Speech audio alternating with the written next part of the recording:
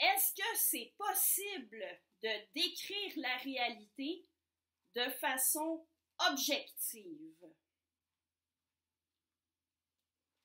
Certains prétendent que l'objectivité, ça n'existe pas, qu'on n'a pas accès au réel en soi, seulement à des interprétations subjectives du réel.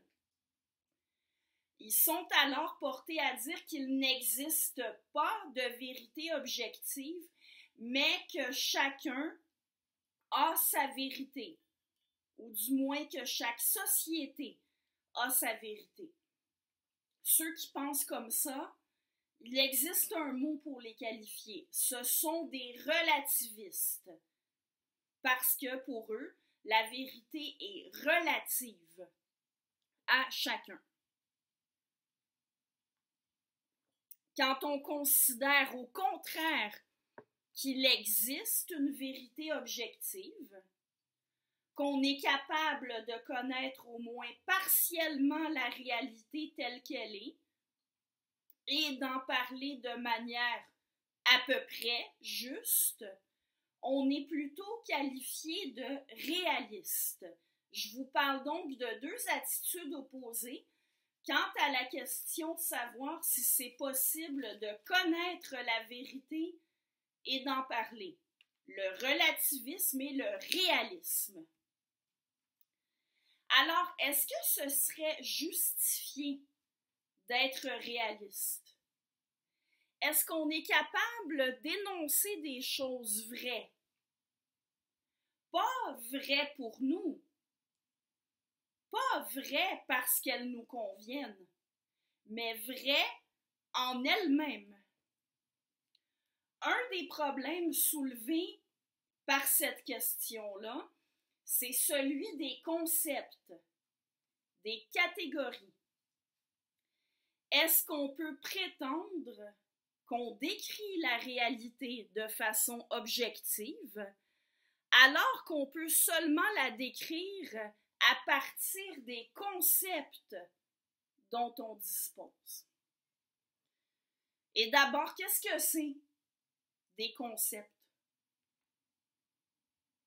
Je l'ai déjà mentionné, ce sont des catégories. Voyons plus en détail, mais avant de continuer le visionnement, si vous n'avez pas déjà regardé la vidéo qui a pour titre « Le langage comme trait distinctif de l'humain », je recommande de l'écouter d'abord pour vous aider à comprendre cette vidéo-ci. Vous pouvez trouver le lien dans la description de la présente vidéo. Je poursuis donc. L'humain parle. Il utilise un langage qui se compose de concepts. Les concepts sont des catégories qu'on impose au réel. Le réel lui-même, il n'est pas fait de concepts. Grâce aux concepts, on arrive à rendre le réel intelligible. On est capable d'en parler. C'est d'ailleurs ce qui distingue le langage chez les humains des moyens de communication qui sont utilisés par d'autres animaux. Et pour plus de détails à ce sujet-là, je vous invite à nouveau, si ce n'est pas déjà fait, à regarder la vidéo sur le langage comme trait distinctif de l'espèce humaine. Donc, comme je le disais, le réel lui-même n'est pas fait de concepts. Nous posons des concepts, des catégories, et il arrive fréquemment que le réel échappe en partie à notre catégorisation.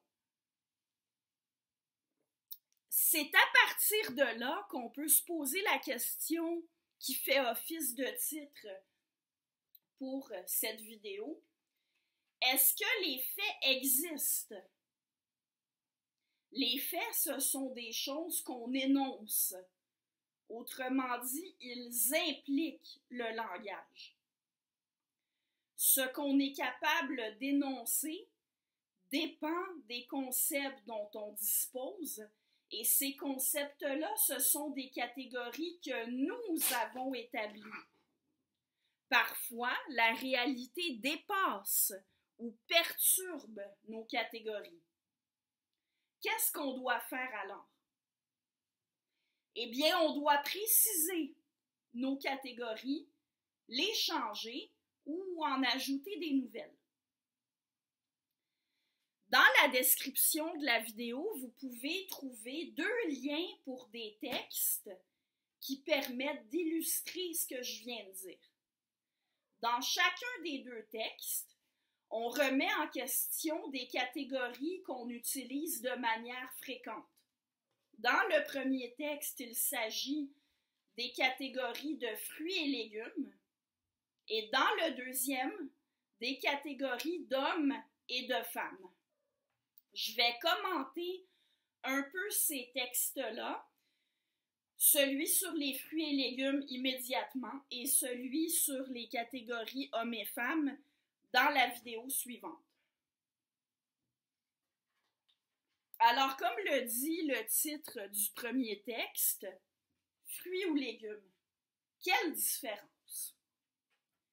Qu'est-ce qui est un fruit et qu'est-ce qui est un légume? Est-ce qu'il existe des objets dans la réalité qui sont à la fois des fruits et des légumes? Eh bien oui, en fait. La tomate, la courgette, le poivron, l'aubergine, pour ne nommer que ceux-là, sont à la fois des fruits et des légumes. Mais en fait, ça dépend du contexte. Ce sont des fruits d'un point de vue botanique. Ce sont des légumes d'un point de vue culinaire. Dans l'art culinaire, les fruits et les légumes sont par définition des objets comestibles. On va commencer par là. On parle de 2 catégories d'objets comestibles et l'autre point qu'ont en commun les fruits et les légumes, toujours dans l'art culinaire, c'est d'être des parties de végétaux. Ils sont d'origine végétale. Maintenant, ce qui distingue un fruit d'un légume dans l'art culinaire dépend du goût de l'objet comestible d'origine végétale dont on parle. Si vous regardez dans le texte, dans l'introduction, on écrit « Dans le langage courant, le mot fruit désigne un aliment sucré, tandis qu'un légume se cuisine généralement en version salée. Mais en botanique, on ne se contente pas de cette définition un peu simpliste. En botanique, bien des choses sont des fruits sans être comestibles. Des choses qui sont botaniquement, j'invente des néologismes, alors des choses qui sont botaniquement des fruits sont culinairement des légumes. Ça, je l'ai déjà mentionné. Je cite à nouveau le texte. Selon la définition botanique officielle, un fruit est un organe végétal qui se forme à partir du pistil de la fleur, avec ou sans fécondation. Il y a aussi des choses qu'on considère comme des fruits d'un point de vue culinaire, mais qui n'en sont pas d'un point de vue botanique. Le texte le mentionne. Les fraises, les pommes, par exemple, quand on en mange, quand on les utilise pour cuisiner, on appelle ça des fruits, mais d'un point de vue botanique, ce ne sont pas des fruits. En botanique, il n'y a pas vraiment de définition de ce qu'est un légume. Ça peut être n'importe quelle partie comestible d'une plante, un légume. La tige, les feuilles, la racine ou autre chose. Donc, c'est un concept essentiellement culinaire, le concept de légume. Ce n'est pas un concept botanique. L'auteur conclut le texte en disant que les champignons ne sont pas des légumes. Pourquoi? Parce que ce ne sont pas des végétaux. On a dit qu'un légume, c'est un objet comestible d'origine végétale et que ça se cuisine en version salée. Alors, vous voyez, l'auteur nous dit en fait que l'habitude qu'on a de considérer les champignons comestibles comme des légumes est une erreur conceptuelle, une erreur de catégorie. Parce qu'en les incluant dans les catégories des légumes, on les inclut à tort dans la catégorie des végétaux. Donc, on avait ici un exemple assez simple, compréhensible pour tout le monde, puisqu'on sait tous à peu près quand même de quoi on parle quand on parle de fruits et légumes. Cet exemple simple illustre bien comme nos concepts sont imposés au réel selon ce qui nous intéresse. Ce qui nous intéresse quand on cuisine ou quand on mange est différent de ce qui nous intéresse quand on fait de la botanique. Mais revenons à la question principale, celle de savoir si les faits existent, si on peut prétendre à une certaine connaissance objective de la réalité. Vous remarquerez que même si nos catégories sont parfois valables dans certains contextes seulement, sans pouvoir être transposées dans tous les contextes, ça ne veut pas dire que les distinctions qu'elles établissent ne sont pas réelles. La différence entre le fruit d'une plante et ses feuilles ou sa tige existe dans la réalité. La différence de goût entre une courgette et un bleuet, que ce dernier soit nettement plus sucré que la première, ça, c'est bien réel.